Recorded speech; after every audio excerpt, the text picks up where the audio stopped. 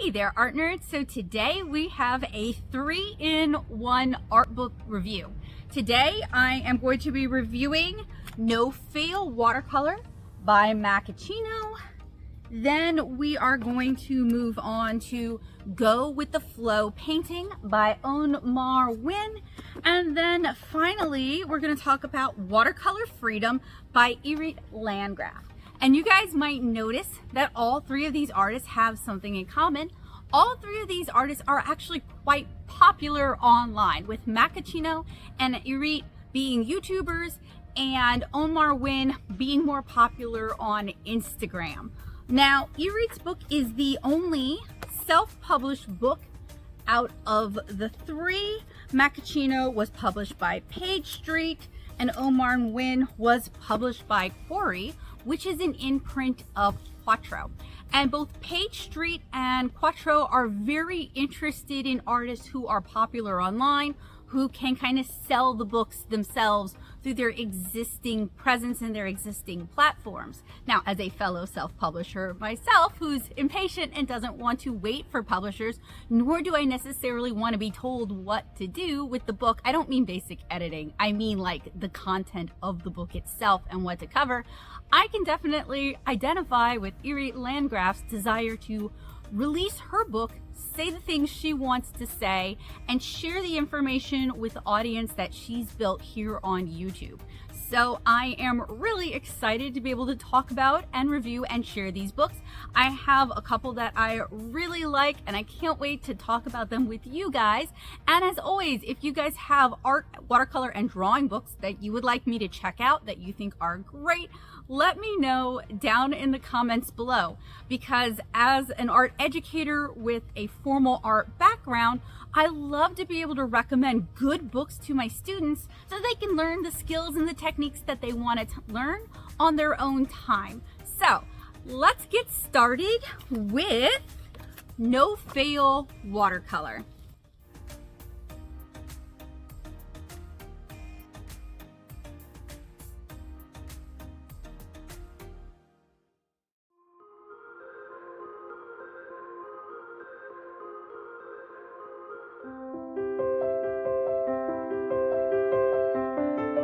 Okay, so we're going to start with No Fail Watercolor by Macleod. I believe I purchased this on Amazon during Prime Day. I apologize for the AC unit noises. It is October in Louisiana and it is still hot, so it is still a necessity. We're just gonna roll with it. So the book is a relatively slim book. It is produced by Page Street. That's going to be a pretty common name that we're going to see with these kind of watercolor and how-to art books. Page Street seems to release several new, fairly popular artists, influential artists, and crafter books every season. So I kind of get the impression that they're always looking for new talent, and while that book has its run, that's great, and then once it's done, they're not really going to go out of their way to promote it. I've been on their mailing list about when I bought this book, and that's just kind of the vibe that I'm getting. I might be wrong, I might be misreading it. That's just kind of the vibe. That isn't an insult against Mako. That isn't an insult against Page Street. It's just something that I've noticed with the publishing industry, and it's actually super prevalent in comics, which is my industry, so it's not meant to be a slight, it's just an observation. It seems like some of these publishers, when they acquire artists to produce books for them, they're looking for like titles that they can promote for 15 years or so, you know, things that are going to become like classics in terms of art books and how-to books. Like you see Everyday Watercolor and Hello Watercolor pushed a lot. Not so much with things from Page Street is something that I've noticed. So I feel like they're probably relying very heavily on all of these publishers who seem to work with influential artists, seem to be relying very heavily on the artist already having an audience, already having accrued some goodwill, and who are able to promote and sell the book themselves as like the majority of the people who are going to be buying the book. That's one of the reasons I actually wanted to look at influential artists and art influencer books as like part of this series, because I wanted to kind of study how different publishers handle the production of these books, what kinds of materials they're using when producing these books, what kind of print methods they're using for these books. So I do have notes, and spoiler, I did like No Fail Watercolor. This is also like right before I started flagging up the books, so I'm actually not going to be necessarily rifling through for specific pages. I will try to show examples when I'm talking about them. This is a smaller watercolor book, both in terms of format as well as thickness. I mean, I just finished reading Everyday Watercolor, and that is a very dense watercolor book, and this one is much shorter and more succinct. While she does spend some time, they all have these like lengthy explanations that tend not to have enough photos. It is mostly project based, which is something that I like about that. So this isn't as pretty of a book as Christy Rice's. It is smaller, it is perfect bound, and while reading this, the spine already started to crack, and that's a problem because you can start dropping pages. Although I like that she's written about essential watercolor supplies, there's no photos or sketches, just blocks of text.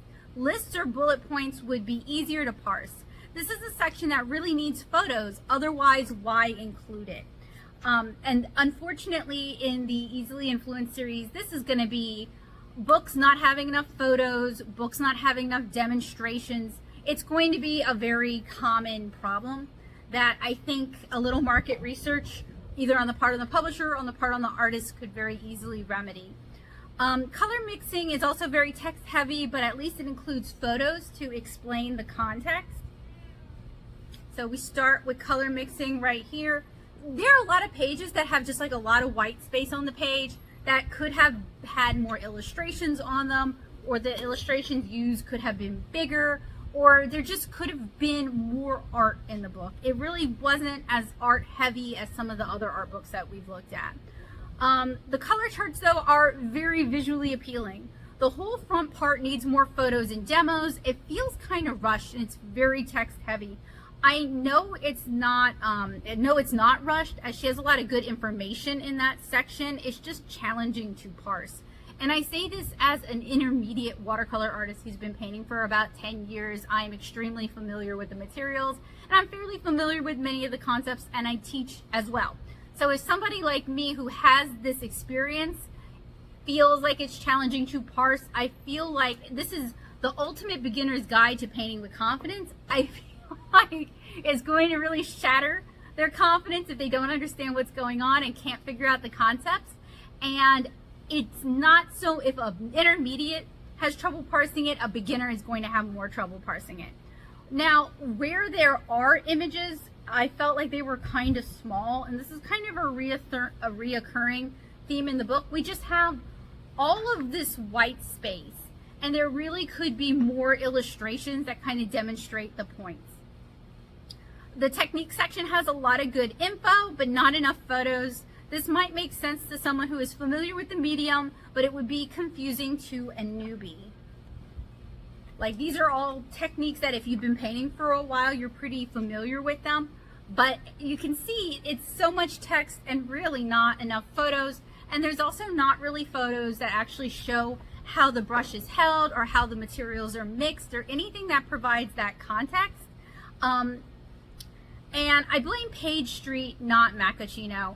Mostly because I know Macachino is a YouTuber used to recording themselves, sharing their art online, demonstrating techniques. They're quite a popular art YouTuber, and you don't become that kind of popular by not demonstrating what you're talking about or having an audience who is confused about the techniques or the concepts.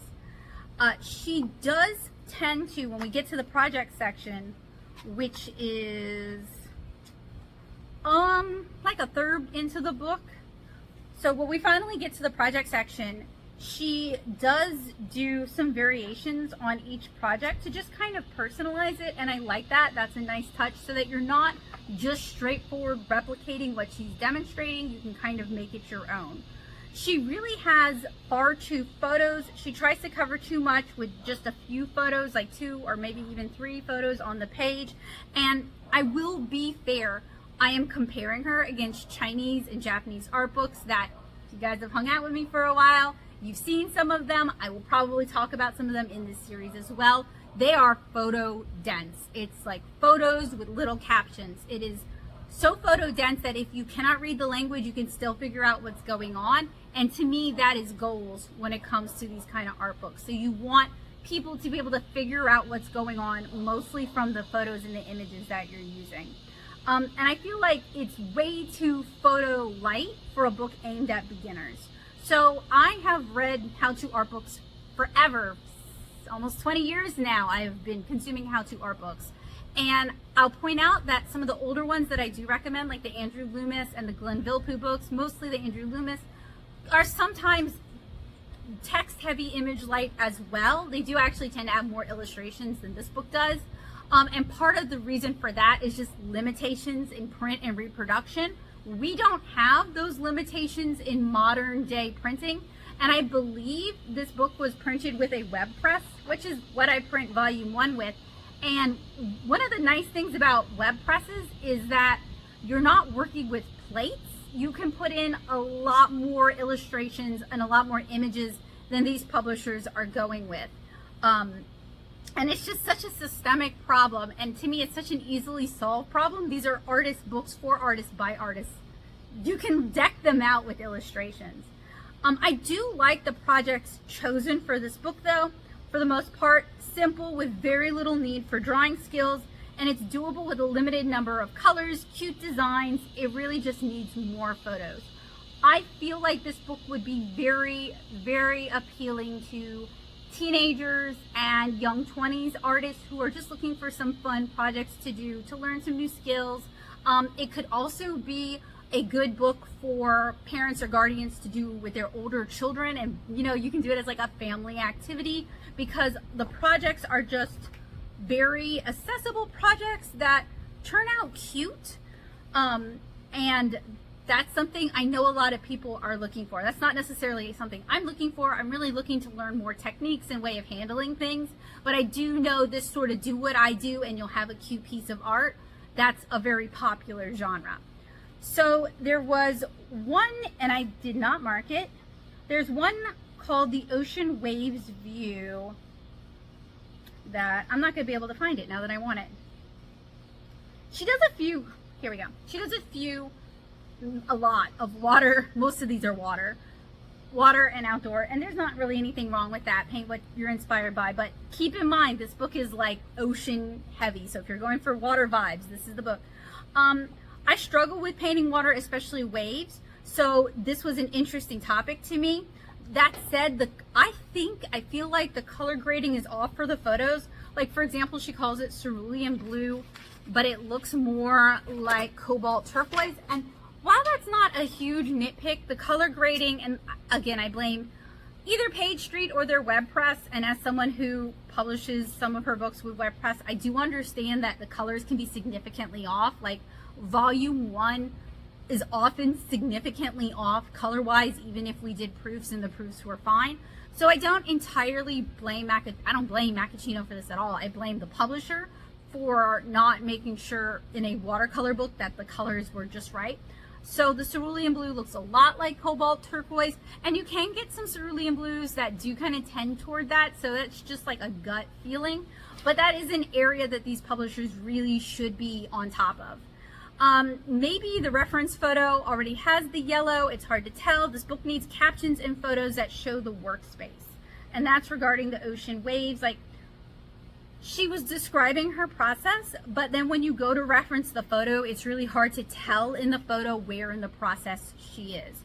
And with that same project, step 3 really needs more photos because step 3 is really like 6 steps. She describes a zigzag effect, and I get what she's saying, but as someone new to watercolor might not. And then rinsing your brush and softening the waves, the whole step is hard to envision and needs more graphics. Like, there's a lot of text, not a lot of illustrations, not a lot of depictions, not a lot of visual explanations. And one thing that I have really noticed as somebody who teaches art online is that a lot of people really need the combination of the step-by-step photos and the written descriptions. Like, really, really need that. And that's something that as I'm going through these how-to watercolor, how-to art books, that's something I'm really looking for and really trying to keep an eye out for books that do that well so I can recommend them. The sky part of the book, it starts out underwhelming. I've seen zodiac/constellation tutorials in several places. This is a super basic technique that might be better at the start of the book.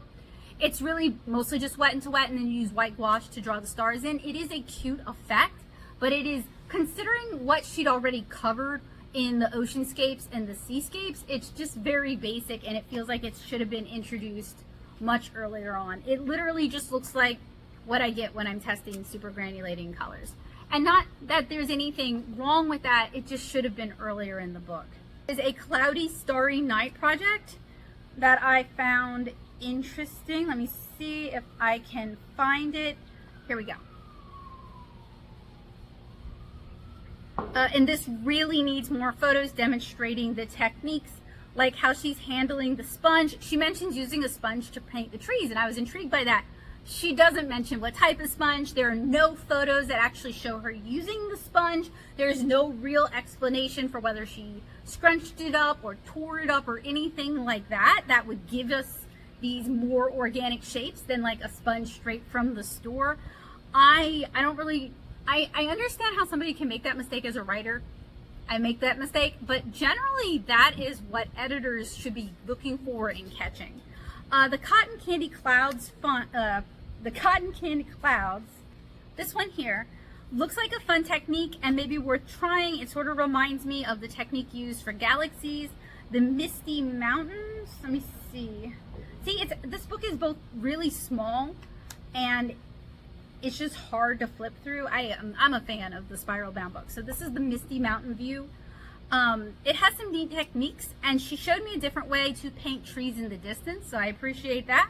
And we really need more photos where we can see what she's doing with her brush. There are no photos of that. And I understand, sincerely, it is hard to be painting and take photos while you're painting. I definitely get that. It's one of the reasons it is sometimes easier to just do a video of things and explain as I'm painting rather than to take photos and write a blog post about it.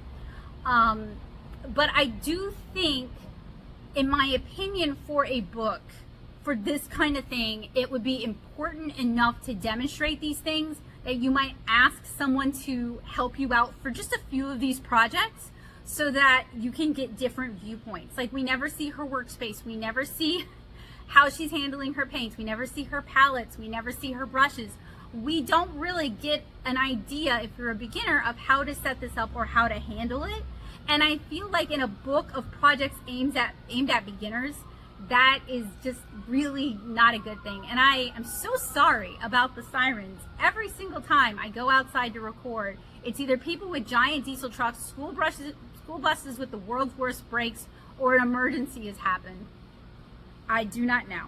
She does have a section with additional resources. I think that is up on her website. She also has an index, which I appreciate. It helps you find more specific things.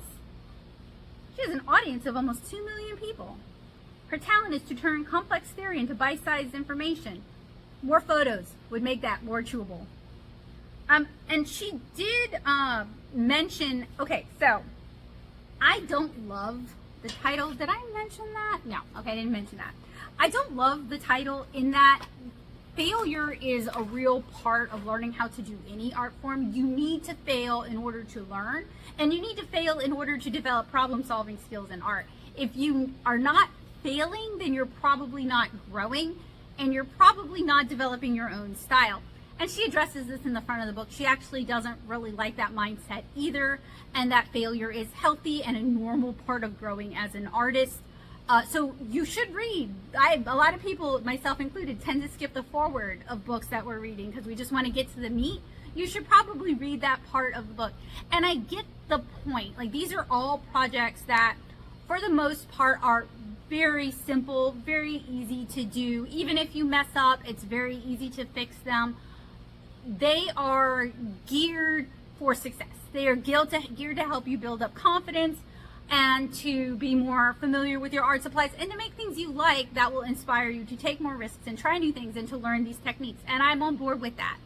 What I think is such an area of weakness is the lack of photos, like enough photos actually depicting everything. It's just very bare bones.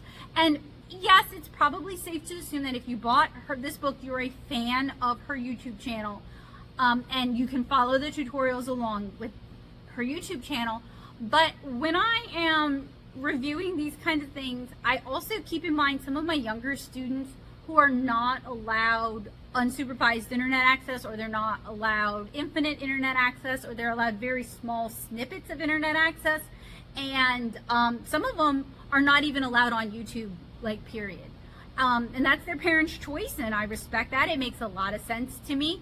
But when you give a book like this, I feel like there should be enough demonstration material in the book that you shouldn't have to turn to YouTube to be able to find more information. And that's kind of a fine line to walk, because I realize having this resource that you've already made with this audience that you've already cultivated, it is so super tempting to just refer to these tutorials that you've already done. And not that she's actually doing that, that's my assumption, and that would be my first instinct to do. But I do feel like that is a good faith argument that could be made for why she doesn't have that many demonstrations, she doesn't have that many photos, she doesn't show you how she holds a brush, she doesn't show you how she sets up her palette, is because, well, you could go to her YouTube channel and see that. But to remedy this problem, it's like 20 additional photos, if that. A shot of her desk, a few shots of her holding the brushes, a shot of her palette.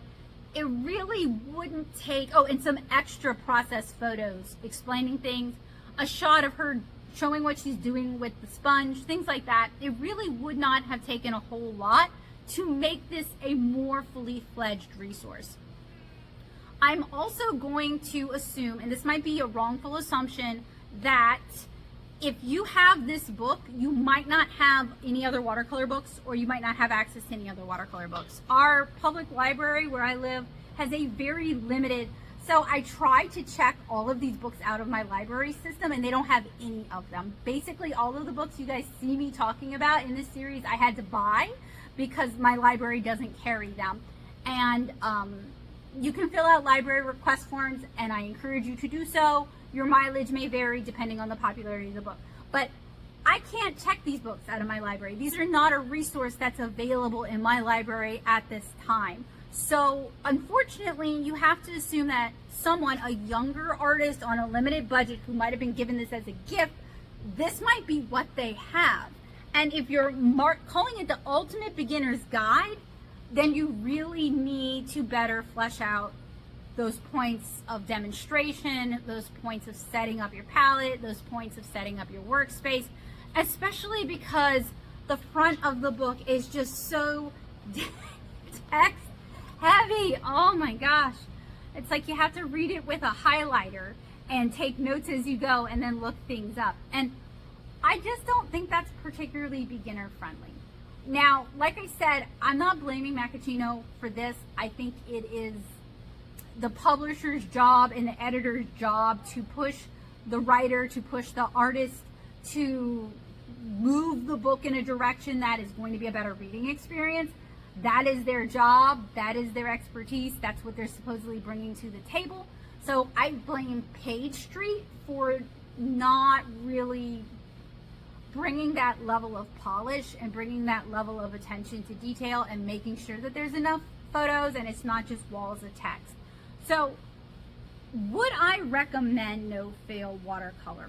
I do like it, and I do think if you're a fan of Macachino, if you're fairly familiar with watercolor, but you're looking for some watercolor projects to do with a less experienced artist or with a younger artist, or you would like to get a family member into watercolor and you are prepared to show them the things that are mentioned but not shown, this book could be a good gift for them. I think the projects are very charming. I think they're very approachable. And I think they could help build confidence in somebody who's interested in learning watercolor and interested in learning watercolor skills, but may feel like they're not particularly creative, or they may feel kind of stumped when they're working with the materials rather than feeling inspired. I think this is a good way to kind of get out of that rut. That said, I have noticed that there are a lot of shortcomings when it comes to how-to watercolor books that, if the publishing industry is at all interested in actually doing this genre justice, need to be addressed. And Macachino's book is by far not the only one that has some of these weak points. One of the things that I am enjoying about this series is I am making myself read and take notes on a variety of watercolor books that are more recently published and tend to appeal to more niche demographics. And that's giving me a lot of ideas for what I could be doing better, or for a direction that I could take my own books in. So I'm really enjoying it from that standpoint. And there have been techniques that I've learned from a few of these books that I wasn't familiar with. But I do feel like sometimes I'm being a little bit harsh and not being as fair as I could be, because I am an intermediate painter who's been doing it for a while. I do have a background in art regarding formal training. I do also teach and have been teaching for a long time. And I feel like maybe I hold some of these books to a higher standard than their audience would hold them to. So on the other hand, I see those points as being reasons why you might want to take what I have to say about these books seriously and in good faith. But in the end, my goal is not to... The fact that these artists have produced books, whether it's with a publisher or through self-publishing, is phenomenal. It is a tremendous amount of work to make books. I know, I make comic books. It is a tremendous amount of labor and effort and long days and writing and rewriting and going back and getting photos and going back and making new illustrations. It is so much work. So in no way, shape, or form am I calling any of these creators lazy, stupid, ignorant, anything like that. That is absolutely not what I'm saying. For the most part, I think a lot of these shortcomings, unless they just outright say something wrong or deceptive, and a couple of them have kind of twinged that for me, not Mako, but a couple of the other ones I've read have kind of twinged that for me.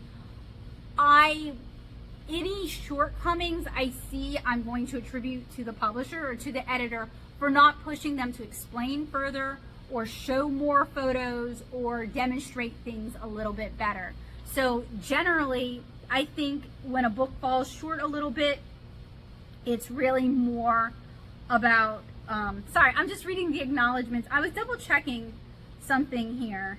Anyway, basically, if there's any shortcomings in a book, I feel like it probably has more to do with the publisher than with the artists themselves, because nobody's perfect, and this is why we work with editors and why we work with publishers. So anyway, that was my review of No Fail Watercolor. I will have links to all of the books that I talk about down in the description below. If you have a favorite that I missed, let me know, but keep in mind that for artists who have a watercolor palette or watercolor supplies available, I may be reviewing the book with those supplies, so keep an eye out for that. And I'll try to remember to make a playlist of all of this if you're interested in good art books. I also have some videos where I have talked about some of my favorite art books, so I'll try to put those in the playlist as well in case you're looking for some inspiration. So I will see you guys with our next book. And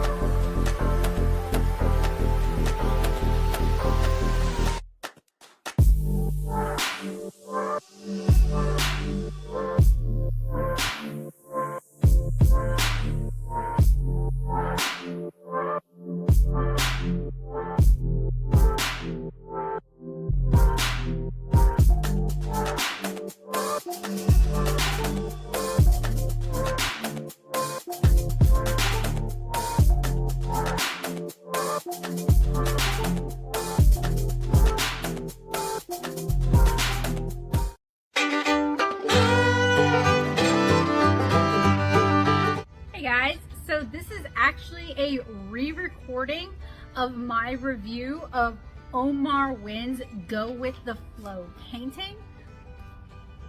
I was trying to record it inside and the light changed and it's garbage. I can't use it. I was trying to record it inside to avoid all these road noises, but I can't win. So we're doing this again, and hopefully the second time will be better.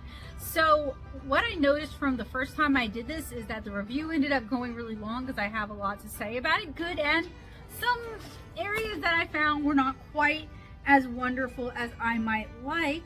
I purchased this book on Amazon. The MSRP for this is $24.99. It is a Quattro Quarry book, and $24.99 seems to be their price point. I got this on Amazon.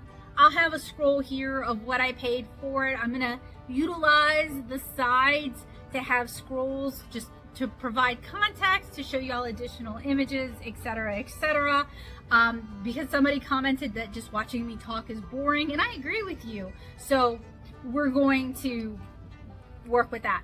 I'm also going to do a flip through of the book, probably at the end of the video, so you guys can get a real feel for what the book actually looks like and the illustrations and stuff, because even though I do open the book and show you, I realize it's kind of hard to see.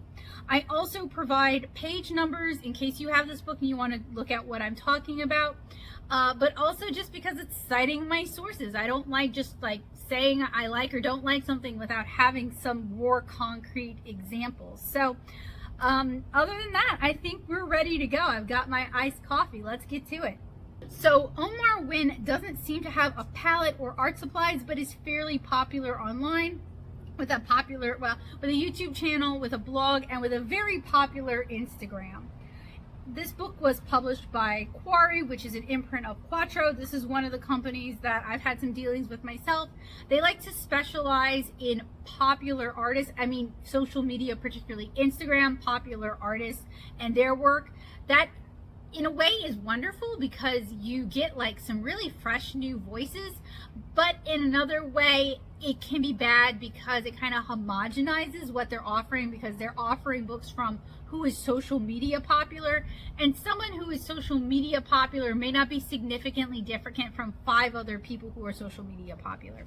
I do feel like Omar Wynn has some interesting things to say, and I do genuinely really like her art and find it to be inspiring. So I'm not actually talking about Omar Wynn in this instance. It's just kind of a general trend I've noticed with these kind of books. She has a nice table of contents with a good variety of topics. It is well laid out. It is easy to see. It is easy to read. I also like that her approach to watercolor comes from watercolor sketchbooks and her desire to find a faster approach to watercolor. My work has gotten, I feel, kind of stagnant and kind of stiff, so I'm looking for inspiration on ways that I can kind of loosen things up, kind of shake things up, and make it more vibrant and exciting. So that's one of the things that really drew me to go with the flow painting. So far, all of the books I've read for the Easily Influenced series start with a tools or materials section, and they all cover basically the same things. And this is all common internet knowledge. I'd like to see more personality and more personal favorites. I realize their publishers probably advise against it, but I'd still like to see it. And Omar Wynn is particularly egregious in this instance, not naming any brand names pretty much whatsoever, stating she likes quills, but not talking about any particular brands of quills or what she likes about those quills or why those quills are good, talking about watercolor sketchbooks and inexpensive watercolor paper, but not giving us any brands, although it says in the back, the very back of the book, that she likes moleskin. Talking about paints, but again, not giving us any brands. There's some photos of the paints, so I can kind of tell you what she's rolling with, but she doesn't list any specifics. And as somebody who was new to watercolor not so super long ago, so this would be a Kuretake Gansai Tambi palette. We have an obvious shot of Cotman watercolors as well as some Winsor & Newton watercolors. I recognize one of the quills. This is actually 2. This is a silver black velvet, but it's their golden atelier quill, and then this is a Winsor & Newton quill. For the nibs, I do recognize a Tachikawa manga holder in there. And then for the paper, I couldn't tell you which is which, especially because Pentelak makes a moleskin knockoff that's pretty convincing. So it would be really nice if she actually spent some of that time talking about the brands that she likes and what she's looking for in these paints instead of such a generalized overview. This is the first watercolor book I've read where they've actually championed quills, and as a fan of quills, I'm all for that. I really like quills. She also mentions dip pins and nibs, and we spent a decent chunk of time at SCAD hand lettering with nibs and also inking with nibs. So I have a lot of fondness for nib inking and for nibs. She does actually mention comic artists and illustrators on page 13, but is wrong about why we use dip pins. She says more line variation and add expression to their art, and that's not the whole story. We use dip pins for a variety of reasons, one of which is they're fun to use. They can also use a variety of inks, and mangaka use them. That is not a small reason why a lot of us started using dip pins to begin with. And we also use them for the same reason that she and calligraphers use them. So, you know, not a complete statement, but a nod at comic artists is always an appreciated nod, because we seem to not exist when art influencers tend to talk about art in general and what inspires them. It's like they're ashamed of liking comics. If you guys like or are interested in dip pins or nibs, I have a lot of tutorials about using them, and I'm going to try to remember to link them down in the description below for you guys. Since this approach to watercolor is born from her sketchbooks, I wish she would have talked about watercolor sketchbooks more. She also has a section called Characteristics of Loose Watercolor.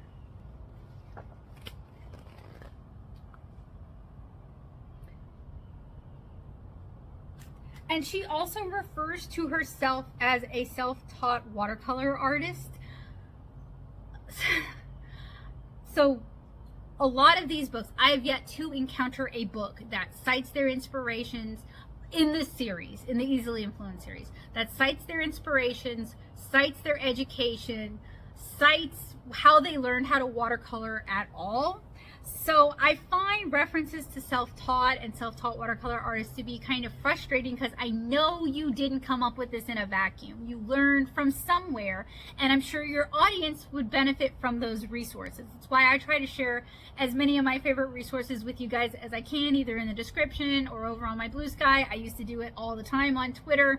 Like, I'm not shy about talking about my influences. I wish they would embrace their influences and where they learned as well, because it makes it more accessible. And she mentions this on page 20. She also vaguely mentions working with larger watercolor brushes. This concept of painting with larger brushes than you're actually comfortable with was introduced to me a few years ago at a hands-on creativity conference, hands-on creativity thingums at Plaza in Nashville by their Windsor and Newton rep. My in-person students really struggle with this. It's a hard pill to swallow, and what I'm always trying to push myself to do is to work with just a little bit bigger of a brush than I would have grabbed. And one of the reasons we do this is because when you're working with a really tiny brush, it takes forever to paint. The paint might dry, so it could be patchy, it could be scrubby, you could ruin your paper by constantly overworking the same area. It can lead to muddiness or disrupting granulation. It's really bad if you have repetitive hand strain issues. So by making yourself work towards progressively larger brushes, you're solving a lot of problems, and I'm a big fan of that. Our styles are very different, but I have found that working with bigger watercolor brushes has really helped my work a lot. I do loose studies, and I'm going to show you guys some flipping of my sketchbook from time to time, but I'm excited to see what I can learn from Onmar Wynn. Even her examples of tight watercolors are pretty loose compared to how I like to paint, and that would be, her examples are on page 21. Now, I do have a question, and I know that sometimes the camera is not your friend in this instance. Does she do any underdrawing first to plan the composition, or is it just like straight to paint? It's hard for me to think that she always just goes straight to paint and doesn't at least have like a thumbnail or a thumbnail sketch. It would have been really cool to see any of that developmental process shown. I'm a big fan of sketchbooks and seeing people's process and how they get to the idea and the concept. So I wish she would have shared that. And I need to make more time in my own life to make more studies and to do loose watercolor again. I really enjoyed it. Mostly I just went straight in with the paint, but that was because I was trying to fight my tendency to go too tight, and I felt like going straight in the paint would force me to loosen up. Oh, this is a quote from her. When painting watercolor, it's best not to confuse a loose appearance with a loose approach. And that really hints at like there's a lot of time spent looking at something and analyzing something and thinking about that, but she doesn't really talk about reference, and she doesn't actually talk about analyzing objects, and she doesn't explain what is the difference between a loose appearance and a loose approach. Like, she just doesn't give much information about this, and this is what I was really hoping to learn from her. A watercolor book that covers the 8 elements of art, or a YouTube series, would help a lot of beginners. So if you guys are interested in that, let me know. She does talk about loading a watercolor brush. She talks about color mixing on paper, wet into wet. And she does not have a section on color theory, which in this series, that is almost, I think Macachino did. I don't remember if Christy Rice did. Jenna Rainey and Jeannie Dixon definitely did. So it was actually kind of refreshing, because you have to assume that if somebody is a beginner and they're reading one watercolor book, there's a good chance they're reading other people's watercolor books and watching tutorials online in this day of the internet. So the sections that you can skip, or you can hyper focus on why you do it and what you're doing and how you approach it, that's going to provide more information than just everybody repeating the same almost Wikipedia entry of what color theory is and how to think about color. So the fact that she skipped it is actually a win for me. In the wet into wet section on page 24, she talks about cheap watercolor paper so you won't be precious, but she doesn't actually explain what she means by cheap watercolor paper. And cellulose paper does handle differently from cotton rag. There are cheap cellulose papers and cheap cotton rag papers, and novices have a different definition of what inexpensive is. Watercolor, when you're coming in, there can be a lot of sticker shock. And what a lot of people don't realize about watercolor is the materials will last you a really, really, really long time. It's not like acrylics where you're kind of running through paint very quickly.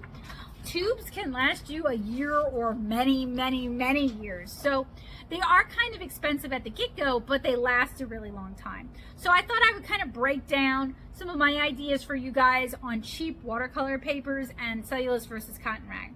So cotton rag, the watercolors, the water and the pigments soak into the paper, and it's great for wet into wet illustrations. It's also great for a lot of layers. Cellulose, the water stays on the surface, it never soaks in, and then it evaporates off. That means it can have kind of weird dry times that are entirely reliant on the environment. It can be challenging to use many different watercolor techniques on. So often it's sold as a student grade paper, but you really can't replicate as many common watercolor techniques on cellulose as you can on a cotton rag. So when I teach, I bring cotton rag for my students so they can really get a feel for what those techniques are supposed to do and what they're supposed to look like. And cellulose often handles wet into wet very poorly. My recommendations for cheap watercolor paper are pre-cut Shizen. You can buy Shizen watercolor paper in these pre-cut 5x7 blocks. It's like 25, maybe it's 50 sheets in there, and that lasts forever, and it's a great place to kind of practice some of these techniques on. Stonehenge is another cotton rag paper that's fairly inexpensive, and Blick Premier is a block bound watercolor paper that I haven't done the price comparison for it against Arches since the recession, well, since the current recession we're in, and since everything started going up due to inflation, but it is a fairly inexpensive block bound paper. And of course, your own local brick and mortar may have different deals and may have better prices. So if you have a local art supply store that you like and trust, and I don't mean Michael's and I don't mean Hobby Lobby, I mean a place that employs people who are actually familiar with art supplies, you should ask them what they recommend. Now for cellulose, I recommend Canton XL. I use this in my start to finish series, so I'll do a scroll here so you guys can see some of those tutorials. I hope you will paint along with me. And it's fairly inexpensive. You can find it all kinds of places. They used to even sell it at Walmart. They sell it at Michael's. They sell it. Do they sell it at Hobby Lobby? They might sell it at Hobby Lobby. It's just an easy to find cellulose watercolor paper. In her color mixing on paper section, she actually shows the brush and touches on brushwork, which was a point I kind of pointed out a lot in this Easily Influenced series, that we don't actually get to see the artist brush and their brushwork often enough, and that is a big part of understanding how to hold your brush, how to make these marks, how much pressure you should be applying, etc.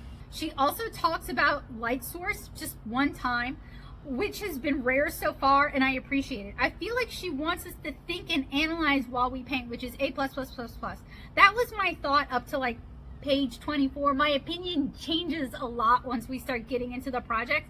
I actually do have some tutorials about thinking about light sources, both for marker and for watercolor. I'll try to remember to link them for you guys, and I'll scroll through them here so you guys can see what I'm talking about. And I said I should do a section for my own book on lighting, the face, as well as environmental. I think people would appreciate that, and it would be really helpful. While her book has more photos than some, I still want more photos and close-ups. These photos are small and they're hard to see.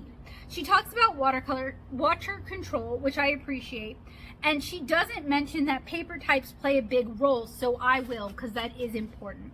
So basically you have soak-in time, and then you have actually dry time. Soak-in time is when you're no longer seeing that sheen on the paper surface, and that's really more relevant to cotton rag. Dry time is when it is actually dry to the back of your hand. It is no longer cool. So on cotton rag paper, you have two types of cotton rag paper. Blanket statement here, and the sizing used on the paper can play a big difference in how paints handle, and that's going to vary by brand. Hot press, which has been run through hot rollers, so it has like a very smooth plate-like surface. It doesn't really soak into due to how the paper is milled. With cold press, it really depends. That has all the little bumps and textures. That hasn't been run through hot rollers. It's been run through cold rollers. It really depends on the paper and sizing. Stonehenge and Shizen, if you soak it, like if you put layers and layers of water on it, need a really long dry time, like overnight. And I actually talk about that in some of my tutorials. Cellulose, it doesn't soak in ever, it just evaporates off. It might make the paper damp, so I guess it does technically soak in, but it's not going to get pulled into the fibers.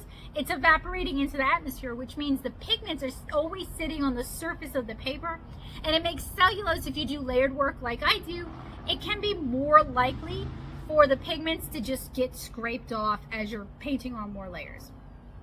So there's two types of cellulose as well. There's hot press and cold press. Hot press, I would recommend you avoid hot press cellulose for watercolor. It might be great for pen and ink or marker or mixed media, but it's basically like illustration board or Bristol. It's not really designed well to handle a lot of water.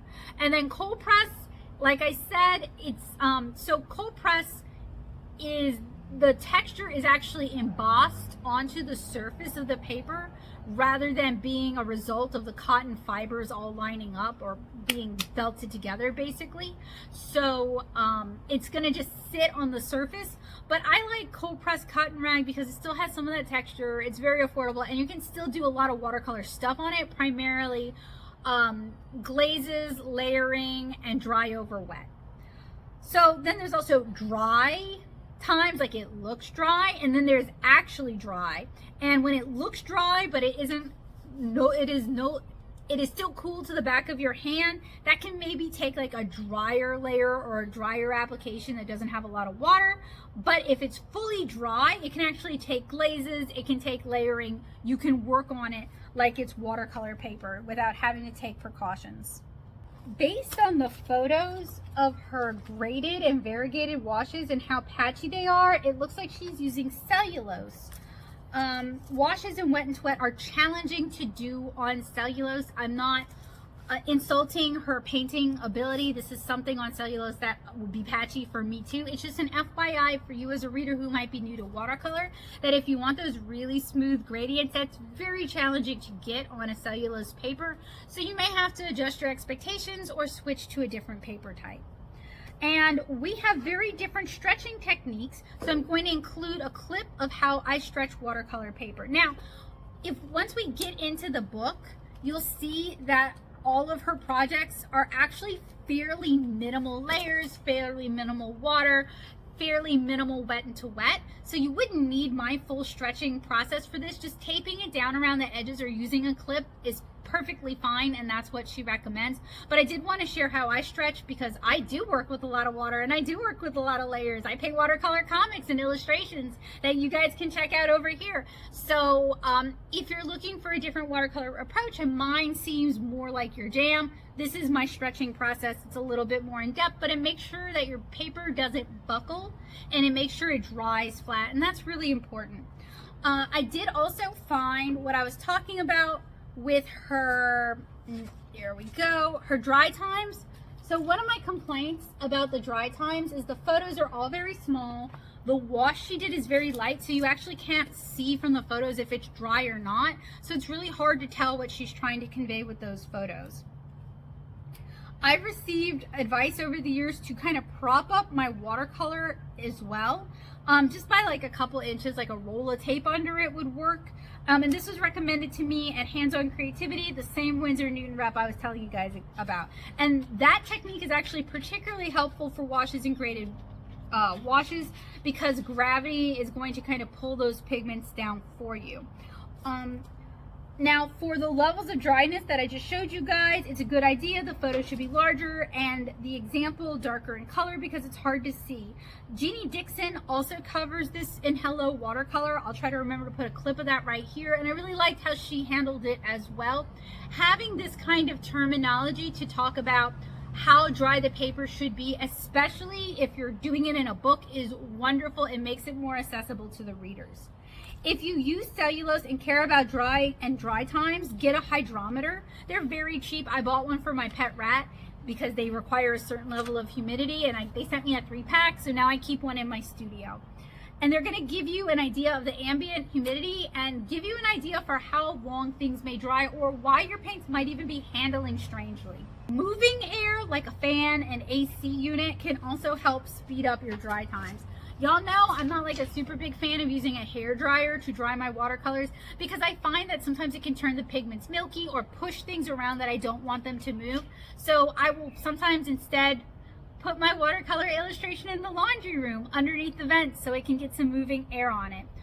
So many of these books devote a lot of space to basics, and while Own has some interesting ideas to add to the basics, it does get repetitive, and if I were just reading this for pleasure and not reviewing it, I would skip or skim this section if it were entirely for personal education. On page 37, she has some warm-up exercises, and I should also point out that these tabs are not actually points I want to talk about with you guys. These are for me to go back and try these things out. So as you can see, there's a lot about this book that I like and I want to try out myself. She encourages us to work fast. Paintings get ruined because you don't know when to stop.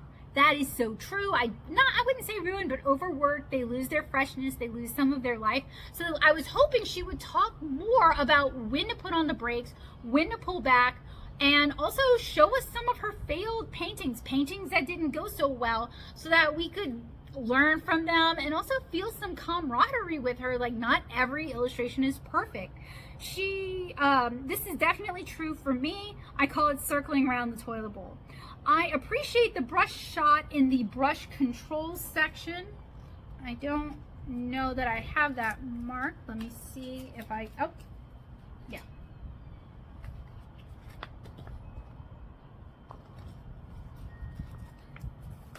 Good brush care, and this is me saying this, good brush care will ensure your brush keeps its point, because she talks about how these quills are capable of really thick lines and really thin lines. Good brush care is going to make sure your brush can still do those really thin lines and those really thick lines. On page 40, I feel like I wish she would disclose her paper type. It looks like cellulose, and having read the back of the book, the About Me section, you see how patchy it is and how you get all these color variations.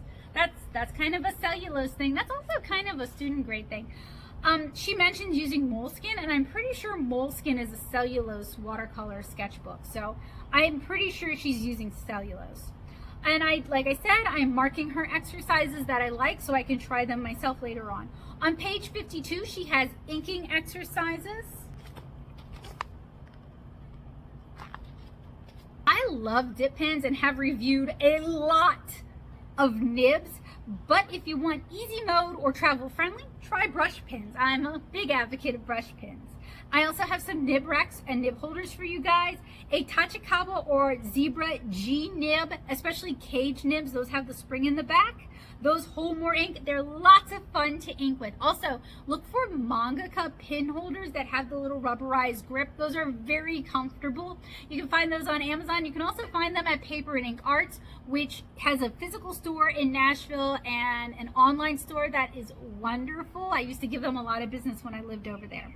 She does recommend ink colors. Like, she recommends brown because it's not going to compete with your art, but she doesn't list brands. However, having read some of the interviews she's done, she talks about liking Winsor & Newton's ink, and that is a dye-based, water-based ink that will reactivate. And she also likes FW acrylic ink, which is going to be permanent once it's dry, but it's an acrylic ink, so don't use markers on top of it. So she has no real instruction on how to use dip pins in that section. I have a lot of inking and dip pin and nib tutorials. Check the description. Here are the sidebars to show you guys what I have to offer. I have a lot of tutorials on that, so hopefully you guys will check them out. On page 55, so like halfway through the book, the projects finally start. And these projects are very minimal. There's no mention of using reference, no underdrawing, so I hope you're good at holding visuals in your head. Thumbnails, sketches showing her process, or even the reference that I think she might be using. All of that would be super helpful, and it would also help normalize making sketching, drawing sketches, making thumbnails, and utilizing reference, which is just good artist practice. Reference would be so helpful with these projects, and it'd be great if she explained her thought process, how she decides to abstract objects, because that's what she's doing, is she is abstracting and cartooning these real world three-dimensional objects into these very simplified two-dimensional representations. And understanding how she thinks about that process would be very beneficial. The big hero image on page 64, this beautiful thing here, is nice. Otherwise, all the step-by-step photos are too small and don't take up enough of the page and are hard to see. On page 66, she has a milkshakes tutorial, and they're basically glass milk bottles. They're milkshakes because she says they're milkshakes. They don't, like, I didn't think milkshake when I saw them. I thought milk. The milkshakes, man, she just goes for it with the brush. She's way more confident than I am, and probably many beginners in painting. Her skill and steady hands are very impressive, though. That's what I mean by, like, she just goes for it with the brush, no underdrawing, just like wham. The format, the format where you watercolor the most basic important shapes, you keep the color limited and use ink to tie it together here and there, seems simple and repeated throughout the book. So I wish she spent time walking us through the thought process so we could apply that to our own work. It is very do as I do, steps 1 through 4. And so that brings up the question for me, how do you make an art book that teaches your readers how to think? Now, there's the series How to Think When You Draw, but those are more disparate tips, and I want to do it for an entire illustration or entire project. Step by step is easier, but it's harder to abstract as someone utilizing the books to learn on their own. These all seem very simple, but that comes from her doing a lot of studies and a lot of failures. I want to see an outtake section at the end of the book. I want to learn from her failures and her not quite as well. I want to get into her head and see what is good enough and what isn't good enough and what makes the cut. And maybe that's something I should include in my own book with my reasons for why I feel the way I feel. I do that all the time, though, in my tutorials. So if you're looking to get inside an artist's head and see how they think and see how they criticize and improve their own work, my tutorials do talk about that. This is kind of like a reverse coloring book in that you paint the shapes, you need to let them dry, and then you add the details. And did I miss it? Does she ever mention letting your watercolor dry fully before adding your ink? Because dip pins tear wet paper up. I feel like she must be referencing all of these things, but it's never mentioned. Like there's a few of them. Okay, so like the bell peppers, I feel like she's probably referencing that. Or like the milkshake bottles, maybe referencing that to get those highlights. Or it's not every image. Some of the images like this one here, are really, really cartoony, and I can see her just coming up with that whole cloth out of her imagination. But this sailboat is just realistic enough that I'm thinking she's referencing these things. So that brings up the question, do all these art influencers have photographic memory? So that brings up a topic I find myself talking about more and more now, is aphantasia. And I talked about it in the Jeannie Dixon review quite a bit. It is basically someone who has like total aphantasia, cannot visualize things at all mentally. And that's supposedly a very small part of the population, only 1 to 3%. But very few of us can also visualize things in full 3-dimensional photographic glory. Most of us fall somewhere between a grayscale blobs of the thing, or in color but it's still blobby. I'll put up the graphic of the Apple scale for you guys. I fall where it's like the main, it's very children's picture book in my head.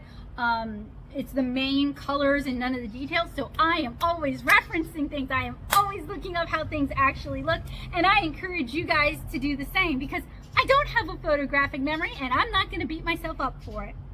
So the submarine on page 98 is particularly cartoony enough that she probably didn't need to reference it. The floral section starting on page 107, and I was hoping for more florals. I was hoping for more food. I was hoping for more things like that and fewer basics. The floral section seems more suited to my interests. And I made a note to myself that a step-by-step with the reference versus the abstraction, like how you're choosing to represent it on the page, would be super helpful in teaching readers how to think like you think. And that's something that I can do when I finally do my book. So on page 112, the Stargazer Lily, which is super duper pretty. I need to do more floral studies and do ink. I wrote ink assets. I think I meant inked accents, not assets, Becca. Come on. Because they turn out cute. They're so pretty. The like slight line and wash is just so nice in her style. She also works larger than I do, and I was kind of surprised, because when you see the quill, it's easy to think she's working smaller than she actually is. But then when you see the nib, it starts to put things into scale. And I should be working larger. When you work larger, you have more room to put those details in. When you work small, it's really hard to get all those details in. And this is something I see with my students, is they want to draw teeny tiny faces and put all these details in. And it's like, make that face bigger and add those details. I do wish she'd given us a sense of scale, like what size of pages she's working on. She could have even done a little 1 inch by 1 inch colored square in the images, so you would have a sense of scale. And that is something that I can try to do for you guys, because I think that would actually be super helpful and really give a better idea of what is going on. For most of the flowers, I do assume she used some reference, because again, like many of us do not have photographic memories. And if you're painting along, you should probably reference these things. I think you'll have an easier time of it. Now, in general, I did like the book. It also kind of left me disappointed. We spent a lot of time talking about the basics, but not really talking about the basics. We didn't really get a good idea of her unique point of view and how she thinks about art and how she thinks about what she sees and transferring that onto the page, how she takes the 3 and 4D world and turns it into a 2D world. We got a bunch of projects that were basically like, do as I do, copy what I'm doing. And as we're doing the Easily Influenced series, y'all should know I don't like that. I don't like teaching like that. I don't like books like that. That's not my preference. I can see why people like them. It makes making a finish something that looks good much more accessible if you're just copying what that artist does. And I do think doing that to learn techniques and skills and to build up the muscle memory can be a valuable way to improve as an artist. It's just not beneficial to me, and it's not my preference when I'm teaching. My preference when I'm teaching is provide an example, reference photo usually, explain what I'm doing, what I'm thinking about as I'm doing it, and encourage them to put their own spin on it and what they like into it. So we just have very different teaching approaches, and I may just be biased if you guys like the step-by-step books, like step 1, step 2, step 3, let me know down in the comments. I might be hanging out with people who are too similar to me and in kind of a bit of an echo chamber, and I would love to hear what you guys think. Part of me would like to be able to recommend go with the Flow painting because I genuinely like her art. I like her Instagram. It is super pretty. We're gonna scroll through and admire and ooh and awe. Maybe it's over here. I don't know where it is. Editing Becca can figure that out. She has a really, really nice art style, and she's a very skilled artist. I just don't feel like go with the Flow painting does her justice or does her readers justice. I feel like there is a lot of leaning on all of her years of experience and kind of assuming that you're at the same point that she's at. And while she and I have probably been doing watercolor for the same amount of time, we both have very different art styles and very different approaches to watercolor, and it would take me a while to get into her mindset. So as an intermediate watercolorist, I have some concerns, and I have some concerns for beginner watercolorists who are very new to this, who haven't developed the hand coordination, who don't really know about sketchbooks, who don't really understand how much failure goes into making a piece you like, who don't understand about setting up a composition or doing thumbnails or doing studies. And I feel like a lot of that gets glossed over. And I'm not looking for a book that's this thick. Even just touching on these things, maybe even briefly showing a page with your sketchbook, showing a page with some failed examples, talking about how many years you've spent honing your skill and refining your skill to get to this point where it's easy for you, might be encouraging for your readers. I feel like a lot of these books want to, I get the vibe that they want to promise that you can pick this up like this, but in reality, art doesn't work like that. Also, in reality, art transfers. So if you've taken design classes, you can apply a lot of what you learned in your design classes to your illustration classes. If you have a background in marketing and you learned about color theory through marketing and how to appeal to customers, you can apply that to your art as well. And I do believe she has, it might not say it here, I think it said it in one of her interviews, and this is how you can tell this is take 2, is I don't actually remember all these things. But I think she went to school for marketing and branding and got into illustration by doing product design initially. All of those skills transfer. So if you're someone who went to school to teach math, like my mom, and you didn't take any art classes, which is not true, she did take some art classes, but you didn't take any art classes because you didn't have time, or you're taking biology, or there were conflicts, right? And you didn't get to take art in high school because you were in band instead, you would not have those skills to bring to this. You might do quilting, and you could bring some of the color matching and the thinking about composition, or you might bake and you could bring some of your cake decorating taste to your art.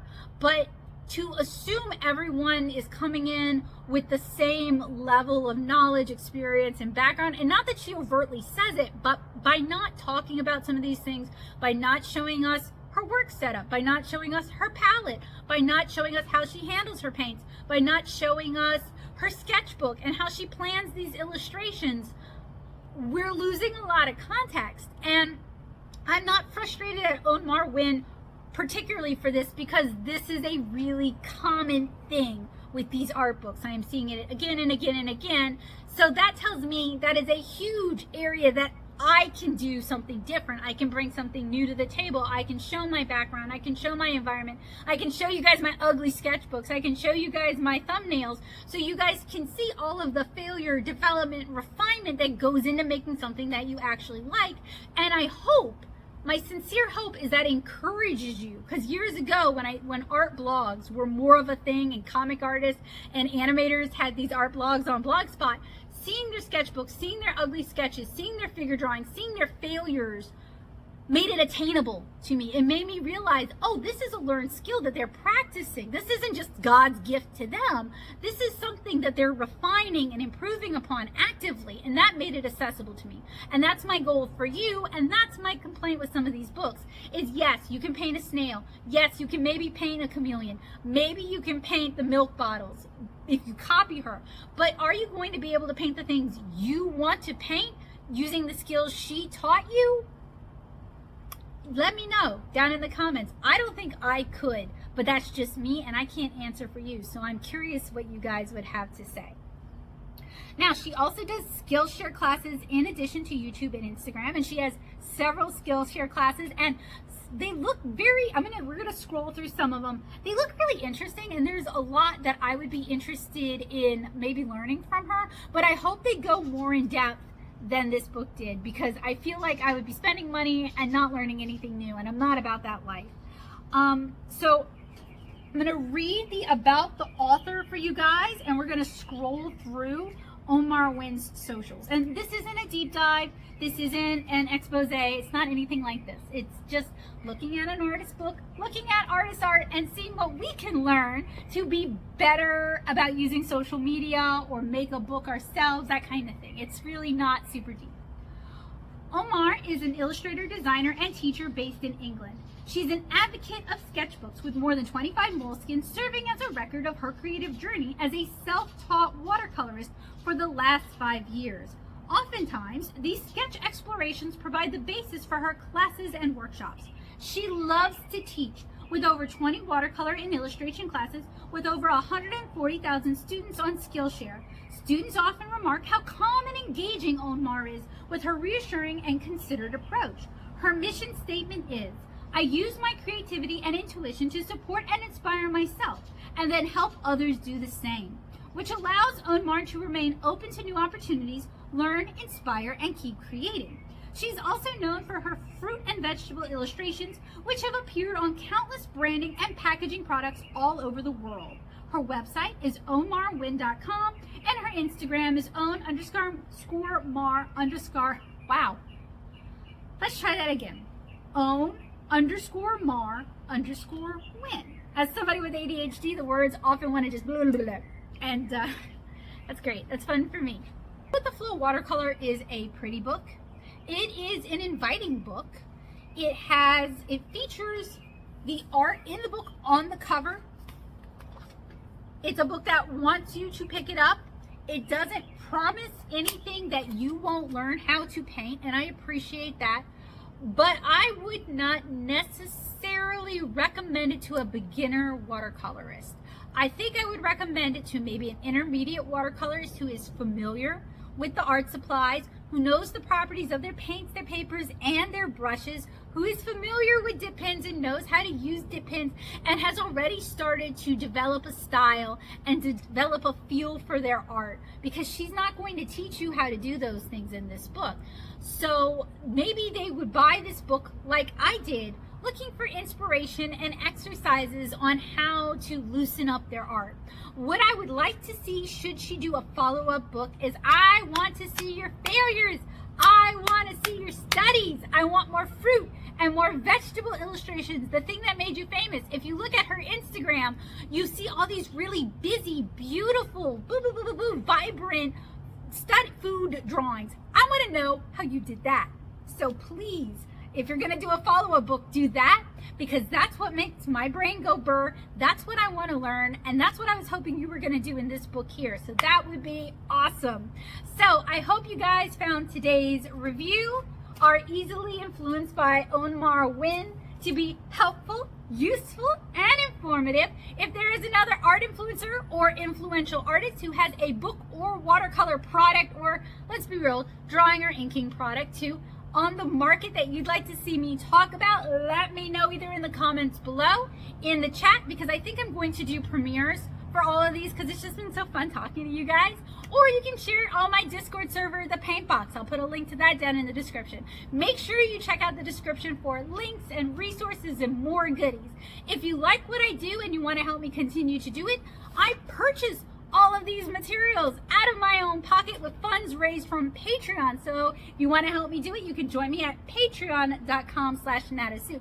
Not only do you get the joy of helping to make reviews and videos like this one, but you also get early access to, I'm not doing early access for the Easily Influenced series because I want to do them as premieres, but you do get early access to my other reviews and my other tutorials, and you get backer exclusive access to my class materials, as well as to printable coloring line arts and other art educational materials. So there's a lot of reasons to join, and you can join at just $2 a month.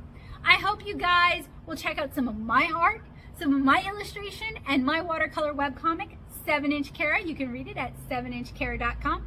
And if you like my art and you would like to own some of it, I have some beautiful art prints that I'll just share with you guys, and those are available in the Natta shop at nattasoup.com/shop. I hope you guys have a wonderful day. I hope that this review was helpful for you guys. I'm going to help you guys find art resources that will genuinely help you make the art you want to make, rather than spending money on things that may or may not help you out. So if you disagree with me and you love this book, that is wonderful. Let me know down in the comments below. If you agreed with me and you found this book to be a little bit of a miss and not quite what you were looking for, I do hope you will still go look at her art. Her art is so beautiful, and consider supporting her in other ways. And if you just absolutely hated this book, I'm sorry. I'm sorry. The art's pretty, y'all. I'm sorry. Maybe I've got some other art book recommendations that I can share with you guys that you will love and that will help ease the sting, I guess. I can't imagine hating this book is the thing. I was like, the art's pretty though. Anyway, I hope you guys have a wonderful day, and I hope to see you guys again soon. Bye!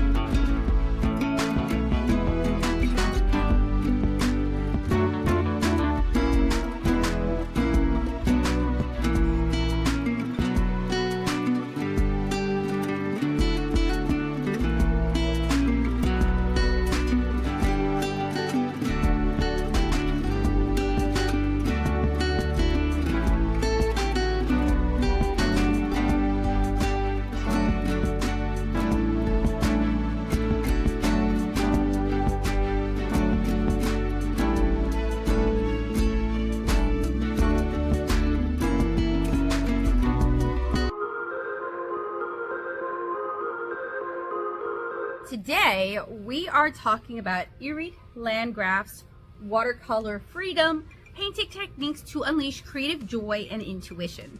And I read this about 3 weeks ago. Mostly I read it at Fall Fest, and I've had COVID since. So fortunately I have copious notes. So I am not super familiar with her art. Amazon recommended this book and I checked it out. I also checked out her YouTube and her Instagram, and I liked what I saw. This was also recommended to me during one of my Easily Influenced premieres by you guys when I said I was looking for looser floral watercolor instruction. Some of you guys recommended I check her work out, and I'd already purchased the book, so here we are. Now, this feels like a KDP book, and I'm comparing that to my own book, Curious Little Things. The paper is very thin, and there is no publisher given. Well, that's not quite true. She actually credits, let's see, at the back of the book, she credits herself as the publisher. So she is the publisher. So I am a fan of self-publishing. It offers a lot of freedoms not available in traditional publishing. And while there are trade-offs, I feel like it allows for niche interests. And I hope this book is very Irit Landgraf. The print quality in the book itself is a little blurry and it's a bit hard to read. Irit doesn't have the same level of influence as most of the others that we've been influenced by in this series. So this isn't going to be an in-depth or hard look at this book. It's just one little self-publishing fish reviewing a book from another little self-publishing fish. So this is going to be a very gentle book review because I am keeping in mind that she wrote it. She did hire an editor, but she handled her own photography. She handled her own direction. It's not like she has a team of people giving her advice or people who are familiar with the market telling her what to do. It's probably just what she has also noticed as missing in the watercolor art educational sphere and her trying to fill those gaps. On page 17, she says, "We are continually enticed with new options and reviews, always wanting the latest and greatest. And I realize that I may contribute in some small extent to this, and I apologize. My intention isn't to encourage y'all to buy. It's just so enticing, and I want to justify my own watercolor collection by reviewing what I happen to purchase." On page 19, I said that she's right about non-standard half pans in plastic containers versus metal tins. We saw this a lot with the student grade showdown, where if we had bought a, let's say, Van Gogh, right? Those are non-standardized half pans. They will fit in the metal tins, but they don't fit in other plastic containers. And like White Knights, same problem. Superior, same problem. So the metal tins are actually very, like, they're more flexible. They're easier. The plastic I have found actually kind of holds up better. It snaps together more tightly. But the metal is just more flexible and can kind of grow with you. I agree that unless you review watercolor sets, okay, like not for a living, admittedly, just for fun, just as a fun hobby, you really don't need to buy a variety of basic sets. She talks about like, you don't need all of the different mixer, all of the different starter, all of the different introductory sets. I know it's tempting to buy them all, but you don't need them. And she's right. That's what the reviews I do here on the channel are for. It's to help you find kind of introductory starter sets, whether it's student grade or professional grade, that'll help you out. And then you can augment with colors that you happen to like. Her points on buying sets are all pretty legit. She gives examples that she likes. On page 21, she mentions an outside resource, Jane Blundell. Good on her, because so many of these books pretend like they came up with everything they know about watercolor on their own by omission. And that's something I've really railed against and I don't really like. So I really appreciate it when somebody actually does mention, you know, where they get their information from, what sources they like, what sources were helpful in their own growth, what sources benefited them. She also references her own video resources, which is good on her. Use those resources. She has all of her favorite brands in one palette like I do. It's really great once you know what you like to cherry pick what works for you specifically. And again, that's why I do all these reviews, is to help you find a basic starter set to get started with, and then you can add in supplies. I really like the favorite colors section starting on page 29, and I'll flip for you guys in a second. It is a feast for the eyes with recommendations, and it's very inspiring. So it has swatches of her favorite colors. They are labeled. I know that's hard to see, and she also has like a short description of what she likes about those colors. it doesn't have to take up all that much space. She could literally fit twice as many on a page, but I kind of get why, and it's really pretty to look at, and it gives you a good idea of the paints. I just wish the paper in this book could be nicer, but having worked with KDP myself, I know their options are basically you get what you get and you say thank you for it. For a self-published book, this book has a lot of really nice design, better than some of the other books I have reviewed, and I'm going to flip through this book at the end so you guys can see for yourselves. On page 46, because she kind of styles herself as like a mixed media artist, like that's the niche that she likes to exist in, is as a mixed media artist. So that's kind of where the book sort of focuses. I'm also a mixed media artist. A lot of my process is digital. I use inks, markers, pencils, gouache. I think a lot of illustrations or illustrators are mixed media artists, and a lot of illustrators aren't purists. If it gets the job done, it's good. And on page 47, while I appreciate the mark making exercise, the example given doesn't match. And then to what end are we doing this exercise? What is this exercise going to accomplish? How does Irit use mark making in her art, and why is this a special focus? I don't disagree, but I do wish she would elaborate more and give more information.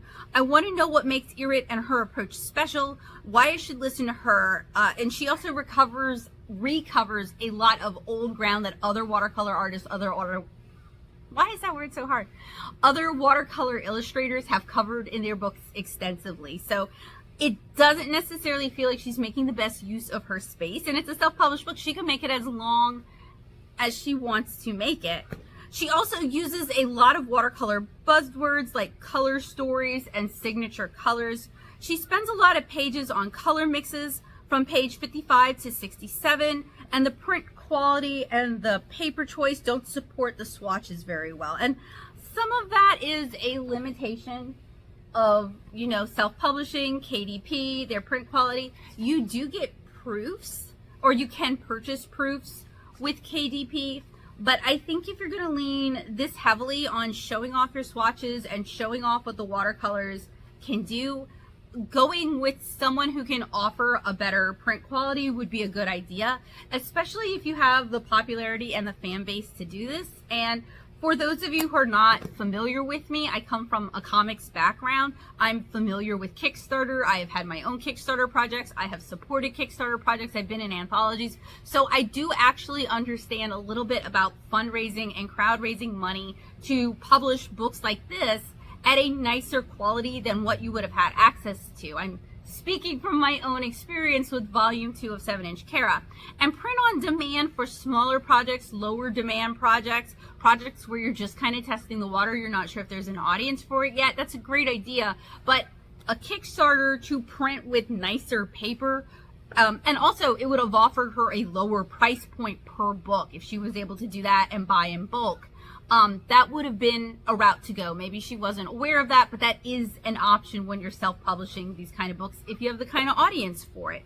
I do like, though, that rather than waiting for Page Street or Quattro to solicit her, she decided to do it herself. There's something really cool and really gumption about just like, hey, I want to make my own book. I'm not quite popular enough on Instagram to attract their attention, but I have a big YouTube audience. I'm going to go ahead and do it. Like, that's really cool. When teaching very intelligent people without an art background, many hate being told what to do.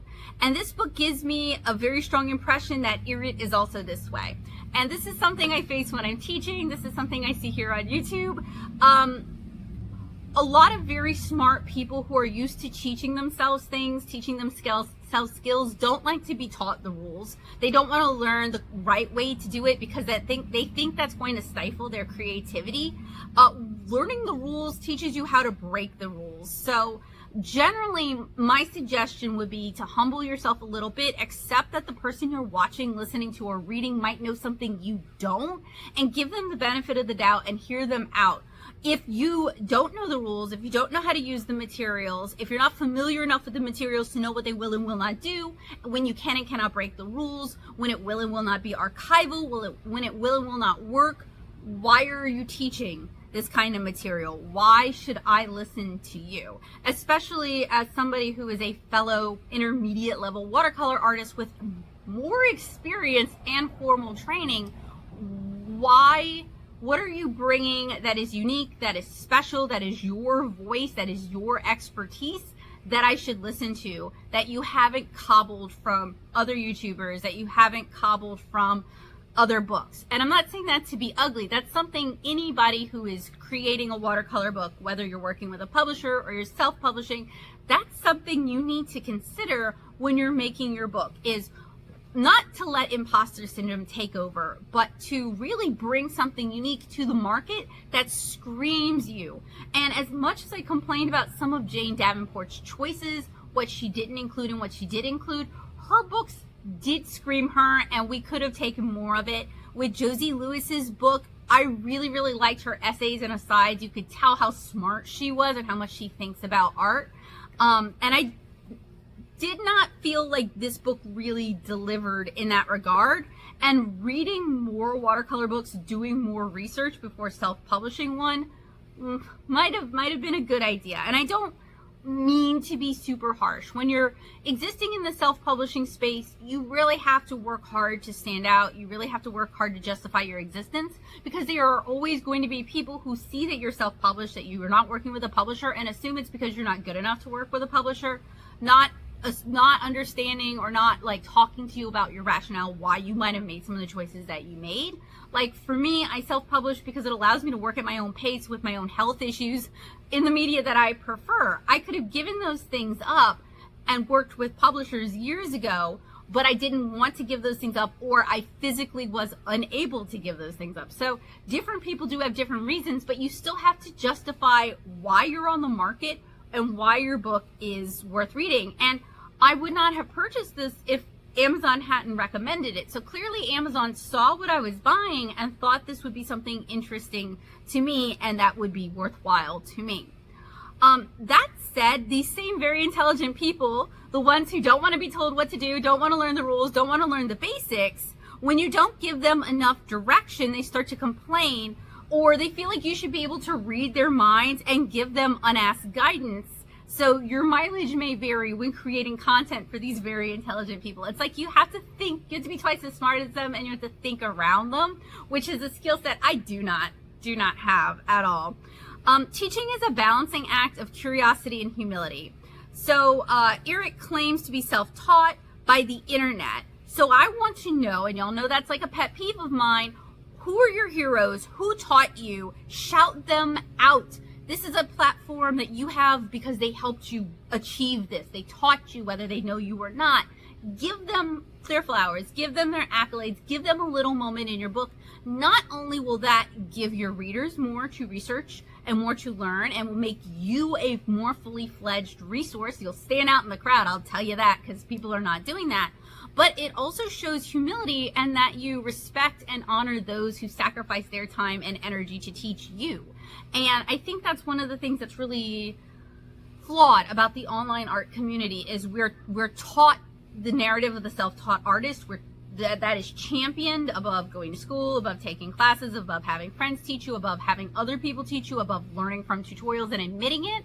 And all of that humility, all of that artist journey and artist process is stripped away and even demonized. And as somebody who has a very eclectic education, both formal and informal, school of internets, friends teaching me, taking workshops, and going to school for it, I want to normalize having this eclectic lifelong education, not just like, all right, I'm here, I know how to watercolor, I taught myself, come pay me money and learn from me. So I kind of want to break that down, and I pick on artists on this all the time. Irit is not the first by a long shot, but I see it a lot, and every new artist that comes up, I see them using that narrative, unless they're like, they've got a comics background or an illustration background, and usually they don't, and they don't achieve the same level of popularity and acclaim that many of these self-taught artists do. And I don't like that. I want to level the playing field. I want to make it normal to learn from various sources, to learn from various people, and to own it. So I want to know who your heroes are. I want to know where you learned how to watercolor, who taught you, who do you look up to, who do you admire? Shout them out. So why are we spending so much of this book on color? I expected this of Josie's book, Where's the loose freeform watercolor?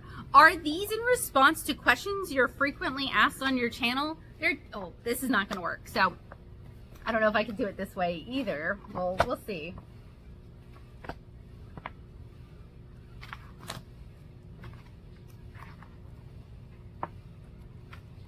There are some tutorials, but on the back of the book, she promises easy to follow step-by-step painting tutorials, including florals and abstracts, tips for painting intuitively and discovering your own color stories, guidance for taking the fear out of mixing colors, merging your favorite mixed media supplies, and more. And I don't feel like she really hit those notes. I feel like she touched on them and then spent 20 pages showing us swatches. She spent like half the book just talking about color, and this is on page 77. You can tell this is a strong focus for her and part of the appeal for her. Okay, so starting on this page, page 77. She recommends limiting your color palette to 6 colors on page 79. Her work is very loose and expressionate. Hopefully I can take some inspiration to loosen up. On page 82, she talks about developing autonomy. I feel like many of the art books by self-made artists contain "yes you can" pep talks, and while there's nothing wrong with that, they tend to cover the same ground. Josie's were unique and showed a wide interest and experience base. I'd say cull the well-meaning pep talks unless you can make it personal, unless you can make it either personal to your readers specifically or personal from your own life experience. Unfortunately, that would require having a lot of life experience in this arena. And something I've noticed about a lot of the artists that I've been reading is they don't. They do Instagram and that's it. They do YouTube and that's it. Or Instagram and YouTube. They don't do shows. They don't do craft fairs. They didn't go to school for this. They don't have a lot of in-person art friends or art friends they've met in real world circumstances. They just don't put themselves out there. So they don't have the experience to tell you how to succeed or how to have confidence in yourself, because they just don't have experience, and it takes experience to be able to give these kind of pep talks. It takes failing sometimes at art to give these kind of pep talks. I cannot talk, speaking of. So on page 84, she has these different segments on building autonomy, and I wanted to share to you guys. We all long to be seen. Share your work with others, loving friends at first perhaps, then bravely online or elsewhere, your artist soul craves an audience. This is a double-edged sword. You have to participate first before expecting an audience to care. None of these artist influencers talk about creating a community or participating in existing communities. They may not know how to do this. They may not have done it themselves. I've been in and created several, and it has its ups and downs. Like, okay, you're making art. Now what to do with it? I wonder what draws other artists to teach. I started with comics, and that's still my preference, but as I paint my comics, I branched out. I come from a family of teachers, and I student taught a lot while I was getting my master's degree and even after. Before I did YouTube, I had a blog for 10 years. Like, I have a lot of teaching experience under my belt. That said, I know there isn't a lot of money in comics, and I wanted to do something niche, so teaching is slightly more reliable income. There's a lot of paint what you feel, break the rules, and that's an okay philosophy to have, but it's not really instruction or technique. Like, she leans a lot on paint what you feel. You don't have to learn the rules. You don't have to know the rules. Okay, but if they don't even know how to use the paint, how are they supposed to break the rules? What rules are they even breaking? For some of us who come from a different discipline, like illustration and comics, we don't even have the same rules that traditional fine art watercolor has. They may not even be familiar with these rules. So giving them the advice to break the rules, like, what are you telling them to do? Mix alcohol with their paints, like, instead of water? Like, how are we breaking the rules here? You're assuming they know the rules to know how to break them. And that could be the ADHD in me, looking for structure, looking to understand, looking for a framework that I can use so I can then break it when I need to for emphasis. But the whole point of breaking the rules is for emphasis. It's for impact. It's for expression. So if you don't even know how you want to express yourself yet, if you're just copying her tutorials, what good is breaking the rules going to do? You need to know them so you can break them. I feel like abstract art is hard to teach via YouTube or book because it's very do what you feel with no feedback.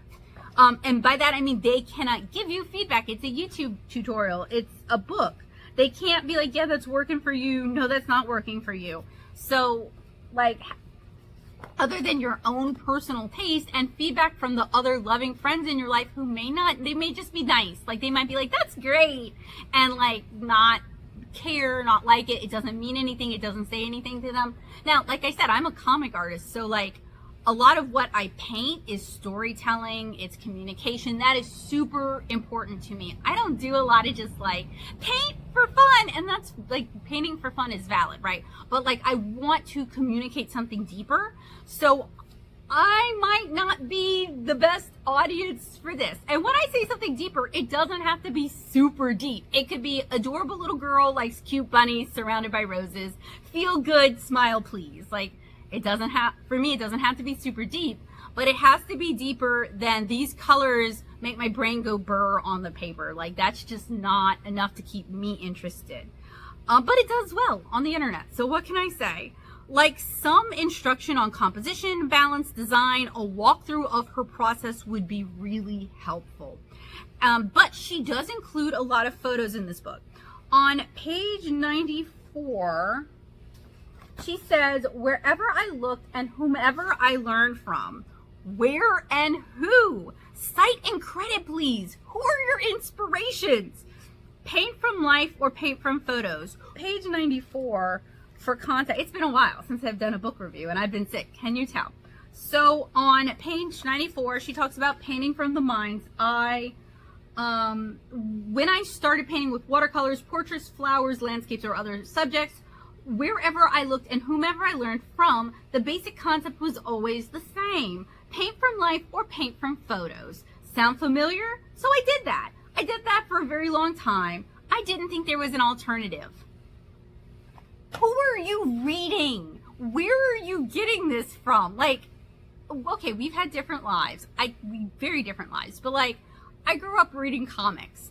I knew there were alternatives to painting what's in front of me or painting from just a photo. Like, I knew that from a very young age. If you read art how-to books outside of the watercolor realm, if you read like comic how-to books, and I don't think she did, but as a comic artist, I did. They talk about collecting resources, multiple resources, mixing your imagination with your references. James Gurney talks about it all the time. So like, who are you reading? Where are you getting this from? Like, and you're passing it off like this is the common knowledge, but it's not. This was your experience. Hello, Bowie. You wanted to come out and see me? You hit the button. You hit the button on your own. That's the first time. Good boy.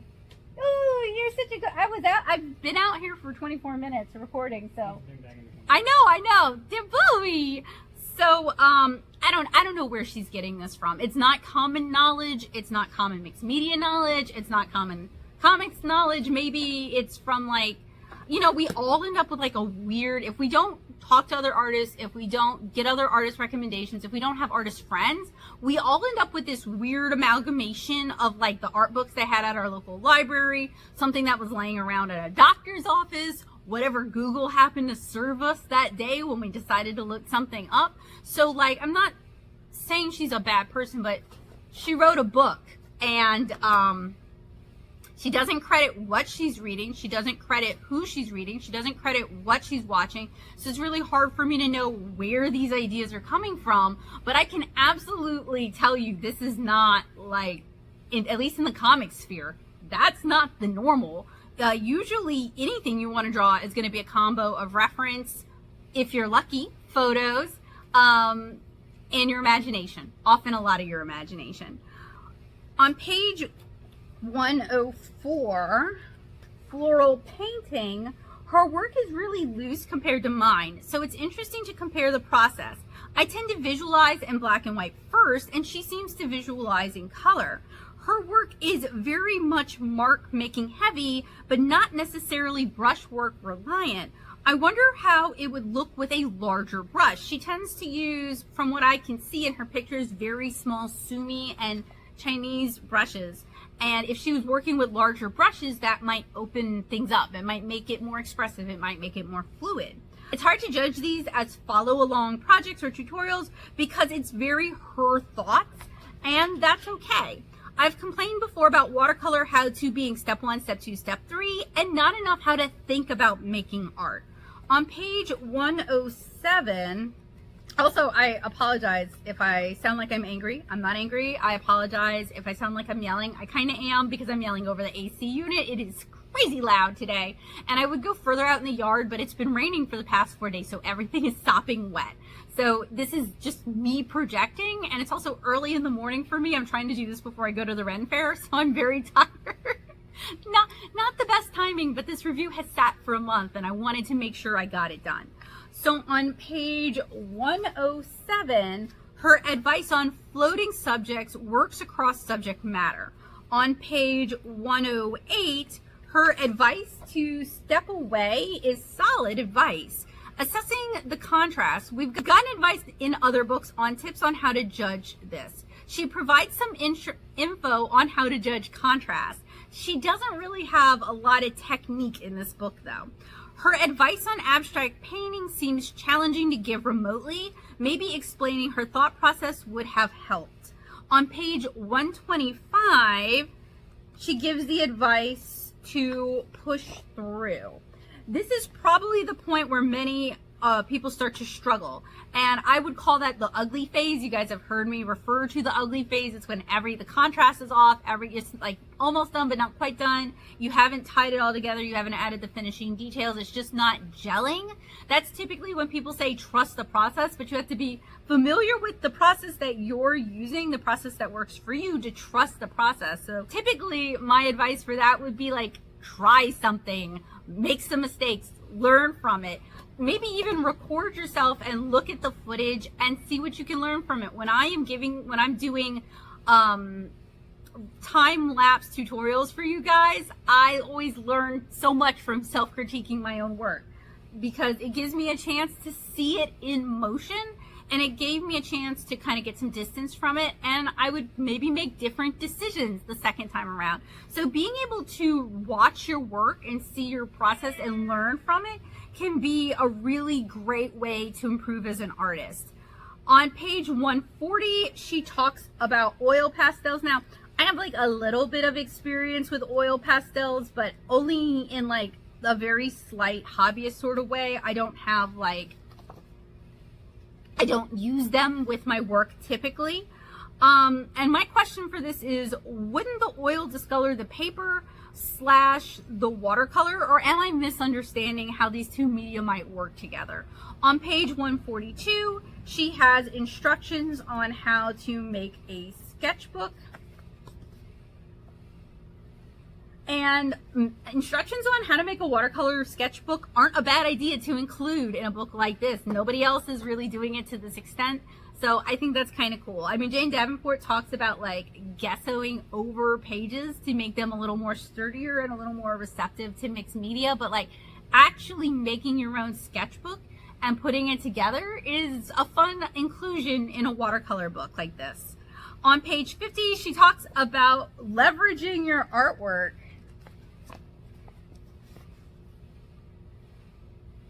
Which I thought was an interesting inclusion. And she's talking about photographing watercolor. You can scan watercolor. I do it all the time. That's how I do. Most of my digitizing is through scanning it. I used to share a lot of tutorials on how I edit and adjust my watercolor on Twitter regularly. I may also have some blog posts about it if you guys are looking for some help. I use Photoshop for that. So it's scanning and then using Photoshop for some basic adjustments is how I do it as a watercolor comic artist with books to produce with comic pages. Did that make sense? In the back of the book, she has links to her classes, her YouTube channel, and her shop. So my thoughts on this book. I don't want to be too harsh because as a self-publisher, I am well aware of the limitations of self-publishing and niche publishing. I like how she included lots of photos of her process and as well as of her finished artwork, but I find her thought process a bit hard to follow. She just doesn't go into enough depth. She just doesn't explain things fully enough for me. I also didn't feel inspired to paint along. As you guys can see, I didn't mark anything in this book. I don't personally resonate with this book, but I would love to hear a second opinion of it. I'm not going to say whether I think it is a good book or a bad book because it's not either. It is just not for me. So one of the nice things about this is it's self-published, and that's the direction I want to go for my watercolor book. I don't want to pitch it. I don't want to have to. I have like a very specific vision in mind for mine, and if I try to solicit a publisher with it, it's not going to be that vision. And I've been reading so many watercolor books, and they all kind of say the same things, and I can't help but wonder if their publishers aren't pushing them in that direction. So I don't want to have to deal with that. I want mine to be a complement rather than just covering the same old ground. So the nice thing about this book is it really got me thinking about my own book and what I want to do and what are my goals. Like, why me? Why should I put out a watercolor how-to book? What do I have to offer that is unique to the market? What does my process look like? What do my failures look like? Maybe I should include some short essays because I really like the ones that Josie did. And I don't know, I like getting in her head. That was really cool. What supplies do I specifically like? Because a lot of these books, they say use professional paints, but they don't talk about brands, right? You have to suss it out. And if you don't know, then you don't know. I also ask myself, do I want to do templates or do I want to do line arts? Do I want to include those sort of helpful things in the book? This book, I don't believe included those things. So it's not a bad book. If you are already looking to do some more loose kind of abstract watercolor art, mostly from your own imagination, this might provide the inspiration you need. It is not going to provide the instruction you're looking for. There's just not enough here for that. So I would not recommend this book to a beginner in watercolor. I would recommend it though to an intermediate or someone who's really looking to loosen things up, or someone who likes to get in the mind of other artists and learn how they think. So I did enjoy reading Watercolor Freedom. I don't personally, I don't want to say I don't recommend it because I don't recommend it, but I don't recommend it. Basically, when I flip through this book, if you think this book is for you, it's probably for you. If you look at the flip through and you think, yeah, that's not really hitting the notes, you're not missing anything, this is not for you. It's very straightforward in that regard. There isn't like a lot of hidden meat in the writing that like you have to read it to get it. That's just not there.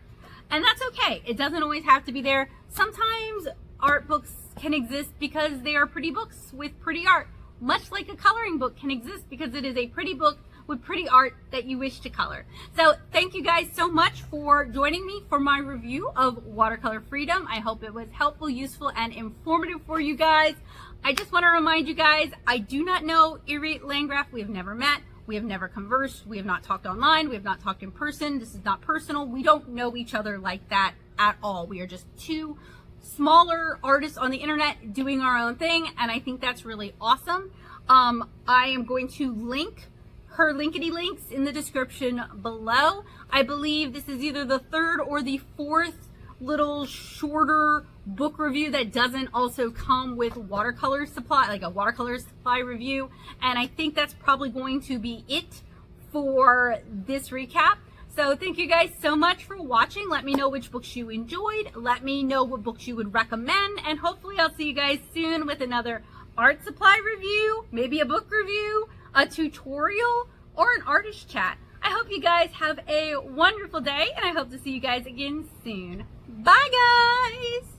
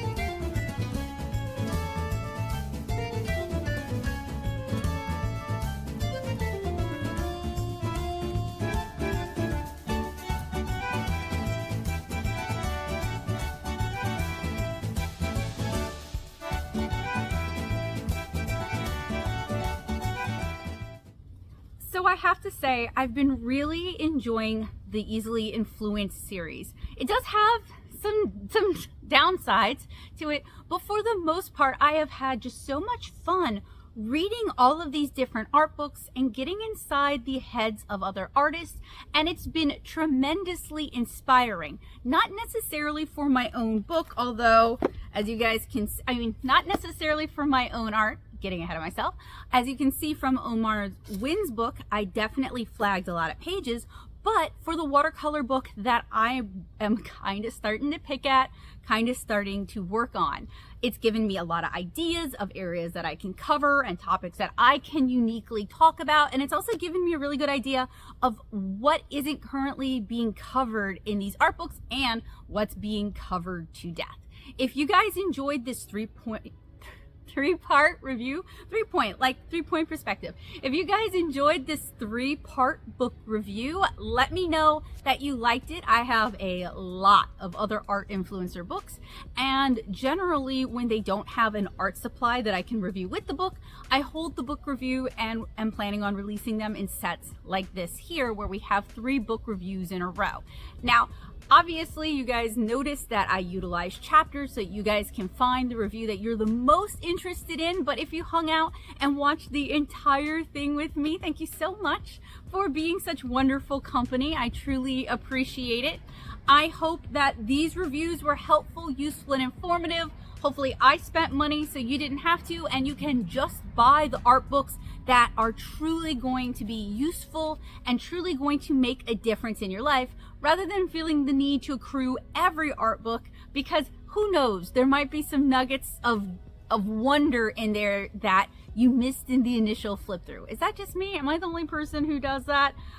Anyway, I hope this was helpful for you guys, and I look forward to seeing you guys soon with another art supply review, tutorial, or maybe even a book review. Now, it would mean the world to me if you took the time to check out my work. I make comics. I am a comic artist. You can read my comic, 7-Inch Kara, for free as a webcomic at 7inchkara.com. Or you can order volume 1 and volume 2, or volume 1 and volume 2 through the Natto shop. I also have a coloring book, Curious Little Things. You can find that in the Natto shop as well. And for my friends who like magical realism, the Ren Fair, and imaginative play, whether it's tabletop or role playing, you guys might enjoy my compendium stipendium of Tiny Life Lilliputian Living, which includes illustrations and world building prompts, and it's what I do every October. So thank you guys again for hanging out with me. I look forward to seeing you guys again soon, and I hope you guys have a wonderful day. Bye guys!